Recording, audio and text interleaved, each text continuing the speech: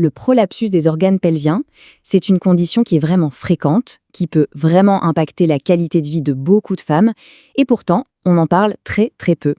Aujourd'hui, on va décortiquer ce sujet, on va essayer de mieux comprendre de quoi il s'agit en se basant sur les connaissances cliniques actuelles. Alors, pour bien se représenter la chose, il faut imaginer le plancher pelvien un peu comme un hamac. Un hamac assez complexe, fait de muscles, de ligaments. Son rôle, c'est de soutenir les organes du pelvis, la vessie, l'utérus, le rectum. Le problème, c'est que lorsque ce hamac se détend ou s'affaiblit, eh bien ce soutien devient moins efficace. Et là, un ou plusieurs organes peuvent commencer à glisser vers le bas, à l'intérieur du vagin. C'est précisément ça, le prolapsus. Regardons cette comparaison, elle est vraiment très parlante. Sur l'image de gauche, tout est normal. On voit bien chaque organe qui est parfaitement maintenu en place par le plancher pelvien. Et puis à droite, on voit le changement, l'utérus qui descend de façon anormale dans le canal vaginal. Cette image, elle aide vraiment à saisir la modification physique qui est au cœur du problème.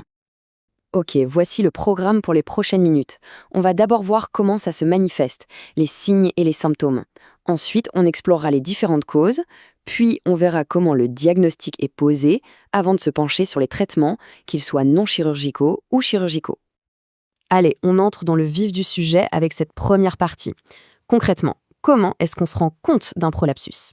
Quels sont les signaux d'alerte qui peuvent avoir un impact au quotidien? En fait, les symptômes sont assez variés et parfois un peu déroutants. Ça peut être une sensation de lourdeur dans le bas-ventre, des douleurs dans le bas du dos, des petits soucis urinaires ou intestinaux. Mais le symptôme qui est le plus spécifique, celui qui est vraiment la signature du prolapsus, c'est cette sensation très concrète d'une boule dans le vagin, comme si quelque chose descendait. C'est souvent ce symptôme-là qui pèse le plus sur la qualité de vie. Passons maintenant aux causes. Ce qu'il faut bien comprendre, c'est qu'il n'y a quasiment jamais une seule et unique raison. Le relâchement pelvien, c'est le résultat d'une accumulation de plusieurs facteurs. Ce graphique, il illustre parfaitement cette idée de multifactorialité. Bien sûr, l'accouchement par voie vaginale est le facteur de risque le plus connu, le plus important, mais il n'est pas tout seul. Il y a aussi le vieillissement, la ménopause et la chute d'estrogène qui va avec, ou encore une pression chronique sur l'abdomen à cause de la toux, de la constipation ou du fait de porter des charges lourdes. Et puis bien sûr, il y a la génétique. Tout ça, ça vient fragiliser le soutien pelvien. Et oui, la génétique, elle joue un rôle qui est loin d'être négligeable. Avoir une mère ou une sœur qui a eu un prolapsus, ça multiplie le risque par 2 ou 3. Ça suggère clairement une prédisposition familiale qui est probablement liée à la qualité du tissu conjonctif. C'est un peu le ciment de notre corps, et il peut être naturellement moins résistant chez certaines personnes. D'accord. Mais alors, comment est-ce qu'on passe du symptôme au diagnostic? L'idée ici, c'est de rendre tout le processus d'évaluation médicale un peu plus clair, et du coup moins intimidant. C'est la question que beaucoup de gens se posent. Heureusement, la réponse n'est pas un grand mystère. C'est une démarche clinique qui est bien structurée, bien rigoureuse, et on va la détailler tout de suite. Tout commence par un dialogue. Le médecin va chercher à comprendre très précisément les symptômes et surtout leur impact sur la vie de tous les jours. Ensuite vient l'examen physique qui est absolument crucial. Il permet de voir l'anomalie anatomique, d'abord au repos, et puis en demandant de pousser un peu pour voir jusqu'où les organes descendent. Et enfin, on évalue la force des muscles du plancher pelvien pour juger de la qualité du soutien naturel. Pour être le plus objectif possible, les spécialistes ont un outil standardisé, le système POPQ. Il faut le voir comme une sorte de cartographie très précise du vagin. En mesurant la position de plusieurs points par rapport à l'hymen, qui sert de point de référence 0, on peut quantifier avec exactitude la sévérité du prolapsus et le classer sur une échelle. C'est cette mesure objective qui va guider le choix du traitement le plus adapté. Bon, maintenant, parlons des solutions. Et la bonne nouvelle, c'est qu'il existe des options très efficaces qui ne passent pas par la case chirurgie. Ce sont ce qu'on appelle les traitements conservateurs. Et c'est généralement ce qu'on propose en premier. Ce point-là est fondamental. Il n'y a pas un traitement unique qui marcherait pour tout le monde. La prise en charge est toujours personnalisée. Bien sûr, elle dépend de la gravité des symptômes, mais aussi et surtout des objectifs et des attentes de la personne. Qu'est-ce qui est le plus gênant? Quel niveau d'activité on souhaite retrouver? C'est une décision qui se prend ensemble. Il y a 2 grandes options qui sortent du lot. D'un côté, la rééducation du périnée, supervisée par un kinésithérapeute.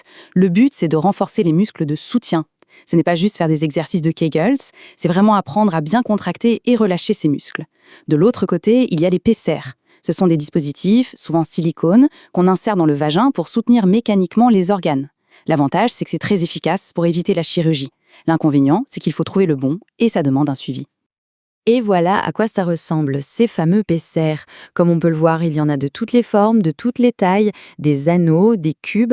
Chaque forme est pensée pour un type de prolapsus et une anatomie bien précise. C'est pour ça qu'un essayage avec un professionnel de santé est indispensable pour trouver celui qui sera à la fois efficace et confortable. Ça peut être une solution pour quelque temps ou sur le très long terme. Mais que se passe-t-il si ces traitements conservateurs ne suffisent pas ou s'ils ne correspondent pas aux attentes ? C'est à ce moment-là que la chirurgie devient une option à discuter. Le point vraiment important à retenir, c'est que la chirurgie n'est ni une fatalité, ni la première étape. Elle est réservée aux situations où les symptômes restent vraiment handicapants, où ils ont un gros impact sur la qualité de vie et où les autres approches n'ont pas donné les résultats qu'on espérait.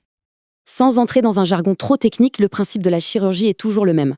On va venir réamarrer les organes qui sont descendus à des structures solides du bassin, comme un ligament ou l'os du sacrum. Ce tableau, il montre simplement que pour y arriver, il y a différentes voies possibles, par le vagin, par une ouverture dans l'abdomen ou avec des techniques moins invasives comme la laparoscopie.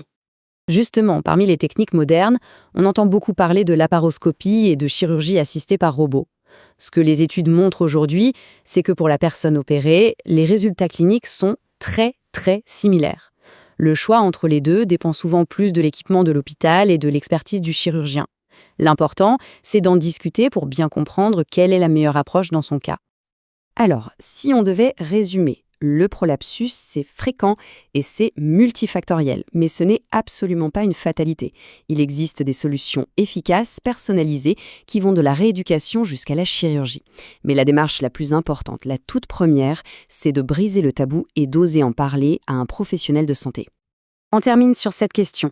Finalement, face à une condition si répandue, mais dont on parle si peu, est-ce que le véritable obstacle le plus grand de tous, ce n'est pas tout simplement le silence ? Oser en parler, c'est déjà le premier pas pour pouvoir agir.